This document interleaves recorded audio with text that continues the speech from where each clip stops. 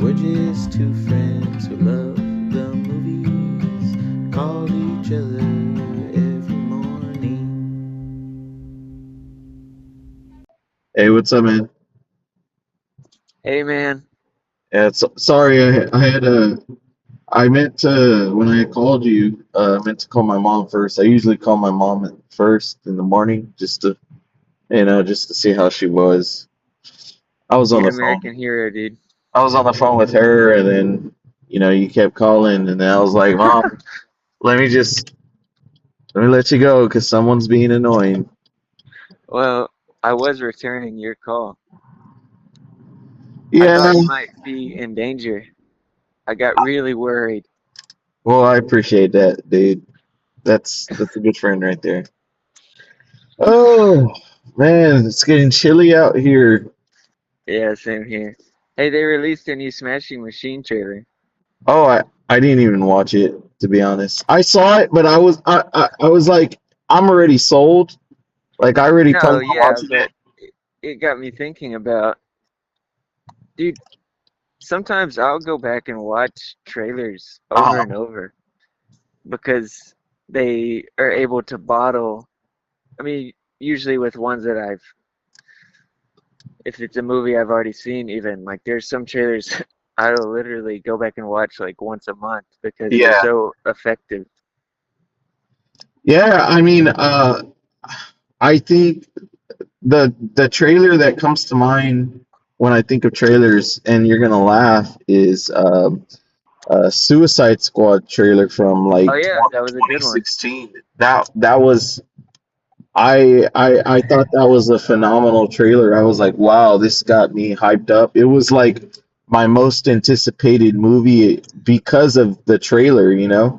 Yeah, and And then the whole movie was a trailer, so it you were in luck. well with I so the new version with James Gunn, right? Uh-huh. That one was pretty great, I have to say. But that movie, the David Ayer movie, It's more uh memorable, honestly. no, dude, it's terrible. It's terrible, man. It's one of, in my opinion, it's one of the worst superhero movies of all time. It's That's interesting, man. I wasn't in like all that noise at the time I watched it. Actually, me and Lori were in her hometown. They had a one-screen movie theater downtown, yeah. and we went to watch it there and had a great time. Uh, um, I wish I had your experience, because that was not my experience. It was terrible. I remember going. I had gotten dressed up. Like, What do you mean you got dressed up? well, uh I was wearing like a Joker shirt, and all that. I went with my I went with the girlfriend at the time, and then I went with two of my, Gil and our Uh-huh. friend Brandon, and then we all went together, and I was just so pumped up. I even got those erasable tattoos. And You went as the Joker. yeah, dude, I was so excited, Why did man. everybody hate on like his interpret or their interpretation of the Joker? I thought it was kind of, it felt like it like just fit the time. It I felt I I thought it fit the time too, and I don't have as big of a problem with it as a lot of people do. But for me, one of the things was, at least for the cast, that they had an issue with him, is he took it like to heart. Like he was over there sending them, like, I yeah, think he yeah, said like a dead rat or something to Margot Robbie yeah. or something. You gonna go, little buddy? He never really recovered. Like after his Oscar win, it was just like nothing for him. Like, I mean, has he had a critical success since then? I mean, like, I mean, I can't say that.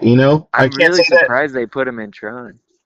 Well, yeah, that's the thing. He has Tron Ares coming out, and it's just like, well, now he's obviously a big star, so he's in I a feel like Disney people movie. are over him for some reason, but yeah, you're right. I mean, he's still getting roles. but it feels like everything he puts out, it's like people are dunking on. Which me personally, I haven't had a problem with any of his work.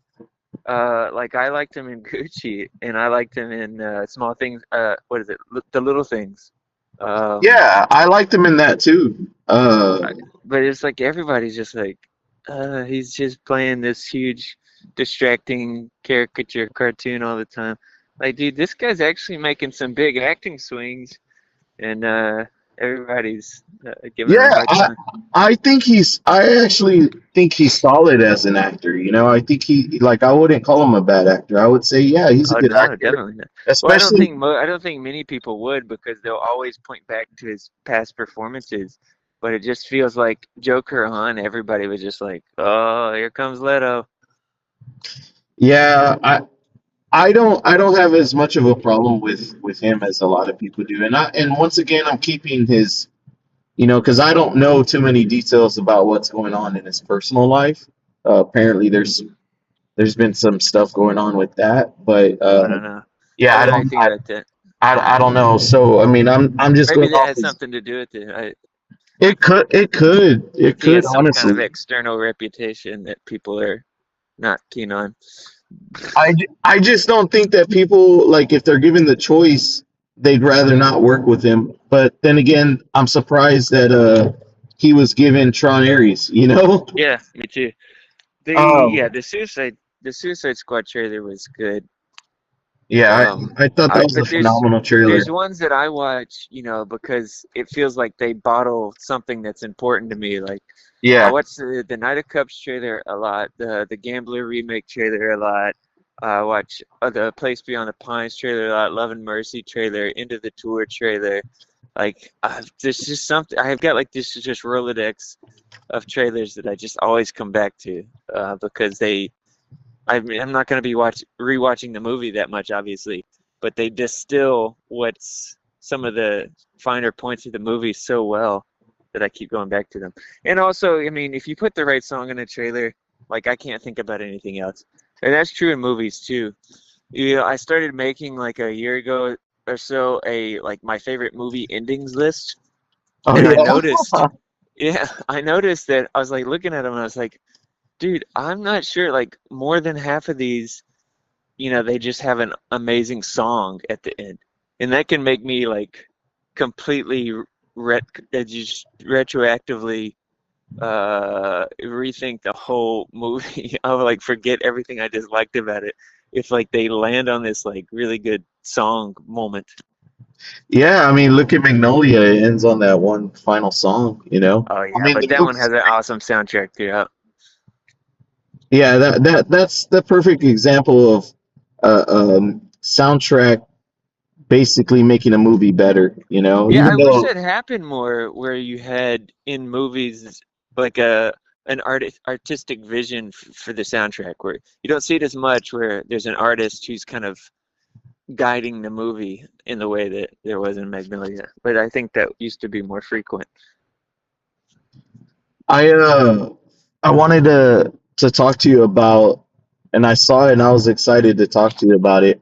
But Stephen King, I'm not sure if you're able to pull it up because I'm driving, but uh Stephen King released his top 10 favorite movies of all time. Okay, hold on. And I thought it was so funny that at the top of the list he put out exclude, like, I think he put something like excluding like the Shawshank Redemption and then Green Mile, Misery, Stand by Me. And I So he can't. said besides my own movies, he said. Yeah, besides his own movies, which I Well, thought was you read hilarious. that Cooper Hoffman interview I sent? No, I didn't. Oh man, but I did read up on on an article that he did where maybe it was just transcribed to print, but they asked him if he watches any of his dad's movies, and he says that The the Master? movie, yeah, The Master. And Yeah. I didn't watch the video you sent, but I actually read it on like a one of those newspaper onlines. Yeah, he And said he watches it before every performance. dude, I thought that was very interesting because obviously that's one of best performances of all time, you know. But I thought that was cool, man. That I thought that was very touching, and he's great, man. He's a great like he has the chops. He has this natural charisma to him. Yeah, he's interesting. So this is in no particular order his favorites: Sorcerer, which is on my list, but I've never seen. The Godfather Part II, The Getaway. What is that one? I have no idea. I haven't seen Sorcerer or The Getaway. Uh, the Sorcerer is a director you would know, but now I'm blanking on it. But that one seems really interesting. The Getaway, I don't know. Groundhog Day, Casablanca, Treasure of the Sierra Madre, Jaws, Mean Streets, Close Encounters of the Oh, Third, and Double Indemnity. okay. I haven't seen Getaway, Sorcerer, or Double in what is it? Double Indemnity? Yeah, Okay, that's a I great haven't seen film that. noir with Fred McMurray and Barbara Stanwyck. No. Yeah. Yeah, that's been on my list like since the beginning of time because like Well, I I haven't seen Mean Streets or The Sorcerer or The Getaway. okay. So we're pretty even, you know, we haven't seen three. Yeah. Mean Um, Streets is interesting that he chose that Scorsese film. that's one of the earliest ones. That's with Keitel. Yeah, that's I like it. It's a good movie. I just don't think it's I don't know. I don't think it's as great as a lot of people claim it to be. Well, At probably least just for me. got hit him on a very personal level for him to single that Scorsese out. Well, yeah. If you notice, a lot his well, all his movies pretty much are older, right? Like they're before the '90s, right? Yeah. Dude, this article I was reading yesterday included a graphic, and it was showing how every single generation, if you ask them to rank the best music by decade, always lists the the decade of like their youth. So like it's always the music from their youth that they put as the Oh, yeah. that's It's in. kind of interesting. Yeah, maybe that's what he's doing. I mean, it was what like that was But no, I probably. mean some of them are way before his time, like Sierra Madre and Casablanca and Double Indemnity. I shouldn't say way before his time. I don't. It's what is he 70 in his 70s? But I mean that's before his time. Yeah, I love Sierra Madre. I thought that was like one of Bogart's like more interesting roles. Yeah, I mean he's totally well like that one in the African Queen. He's just really nitty gritty. But you see him do his career is pretty interesting, man. To get started playing kind of heavies Yeah. and then to do the romantic lead thing for quite some time, but then to also have these sort of grittier stuff. I was thinking. I don't think he did. He ever do that would be the closest thing to a western, I guess you could say that he did. Was Oh yeah, I consider Sierra Madre as a western. It's a well, western. I just different people are more or less stringent on how they define the genre. I mean, So people have fun saying Star Wars is a western, but obviously it's not. what's your favorite Humphrey Bogart movie? Oh, Casablanca probably. Uh, yeah, it's just this is a perfect movie. Um, but it's interesting. I don't even think I've seen that many of his, and I haven't seen some of his really seminal works either. Can I give you a recommendation that's my favorite Bogart Yeah, movie? man. I don't. You may have seen it already. In a Lonely Place. No, I haven't seen that one, sadly. Oh my gosh, man. Yeah, that's definitely high on my list. But then, like a lot of, I don't think I've seen any of his stuff with Bacall. Yeah. I mean, out of all the ones I've seen, for some reason, In a Lonely Place is just the one that stands out to me. I think But it. talk about a great title, In a Lonely Place. Yeah, it's perfect, man. I've even considered when it comes to my music, like there were points in the past where I've thought about naming one of my albums that in a Yeah. lonely place, but I was like, no, that's too perfect of a for. I want it to be, I don't know. Maybe I'll use it in the future, but yeah, that's my favorite Bogart movie, man. I'm switching back to Stephen King. Me and Vanessa got our tickets for tomorrow to see The Long Walk. Yeah, that one looks pretty good. Should be should be Yeah. interesting. And who's the co-star to Cooper in that movie that was in the Alien movie and Rye Lane and stuff? I don't know his name, man, but I've been seeing him He's everywhere. He's so good. Yeah, he's fun to watch.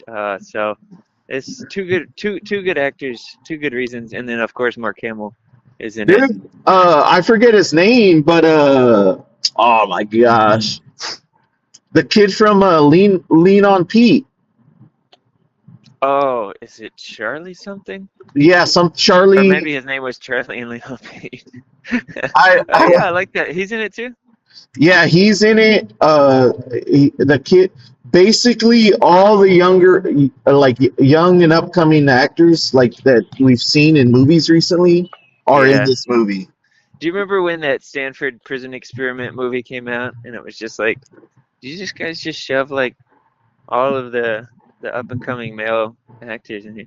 But oh, Lean on Pete is a great example of a movie that I'm not even sure how much I love that movie because of how good the ending was. You know, it had Yeah. that, I think it was the Bonnie Prince Billy uh, cover of all things, of a R. Kelly song. And it was, it was just such a good musical moment that I was like, I don't even know if I can objectively think about what came before this in the movie. Yeah, I love Lean on Pete. I remember watching it at the Bijou whenever it came out over here, and then the same for the Stanford or the Stanford I think it's prison. Stanford. Stanford. Yeah, Yeah, I I saw saw that at the that, BG. and it's kind of sad, right? Because they hired all the up and coming actors, and then like Uh-huh. most of them didn't end Didn't up. make it. Yeah, didn't end up. I mean, they're still making movies, but Well, some of them, like Ezra Miller, he's I don't know if he's gonna make any more movies. oh Talk yeah, about that's true. going straight to the top and then just disappearing.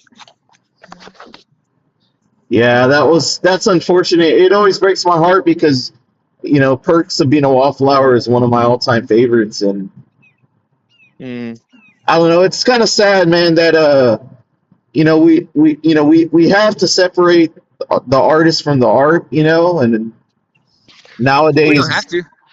we don't have to, but nowadays you do one thing, you mess up, and that's pretty much it for you. You're not back to where you're never gonna do what you did before. The kind of films, the big budget movies. Yeah, yeah. Well, some people can surprise you, um, and they will make comebacks, but it's also arbitrary as far as I can tell. That's why I say like we don't have to. I mean, some people do. Most people kind of do it intermittently. Like sometimes they just say no, I'm not gonna watch his stuff because of this or that. And sometimes they'll be like, I know this, but at the same time, I love this movie. And so it's just like most people are just kind of doing it. I don't want to say at random, but maybe arbitrarily.